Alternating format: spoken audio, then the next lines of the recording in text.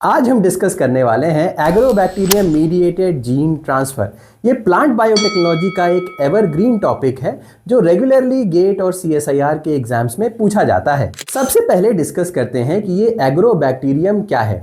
Agrobacterium एक soil bacterium है जो कि नेचुरली प्लांट्स के अंदर अपने जीन्स को ट्रांसफर करता रहता है। अब इस पर्पस के लिए ये एक प्लाज्मिड का इस्तेमाल करता है जिसको हम बोलते हैं टीआई प्लाज्मिड। टीआई का मतलब हो गया ट्यूमर इंड्यूसिंग प्लाज्मिड। इस टीआई प्लाज्मिड के अंदर पाया जाता है टीडीएनए रीजन और ये टीडीएनए रीजन बैक्टीरियम प्लांट के न्यूक्लियस तक ट्रांसफर करता है। अब इसके मैकेनिज्म को लेकर के चलते हैं। सबसे पहले प्लांट सेल वुंडेड होता है और वुंडेड होने की वजह से एग्रोबैक्टीरियम इसकी तरफ अट्रैक्ट होता है और फाइनली अटैच हो जाता है। सेकेंड नंबर पे विर जीन्स एक्टिवेट होते हैं। विर का मतलब हो गया विरुलेंस जीन्स, जैसे एग्जाम्पल हो गया विर ए जीन, विर जी जीन, ये एक्टिवेट होंगे।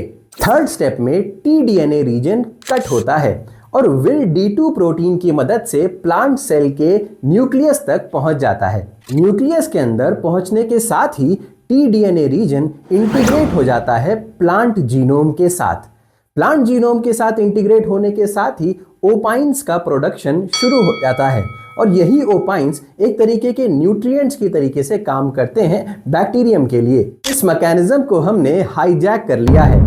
अब हम टीआई प्लाज्मिड को डिसआर्म्ड वेक्टर के फॉर्म में इस्तेमाल करके डिजायर्ड जीन्स को प्लांट के न्यूक्लियस के अंदर इंसर्ट करवा सकते हैं या प्लांट के जीनोम के अंदर इंटीग्रेट करवा सकते हैं, जिसकी मदद से हमें मिलते हैं ट्रांसजेनिक प्लांट्स। इस प्रोसेस के एग्जाम्पल्स हो गए गोल्डन राइस और बीटी कॉटन।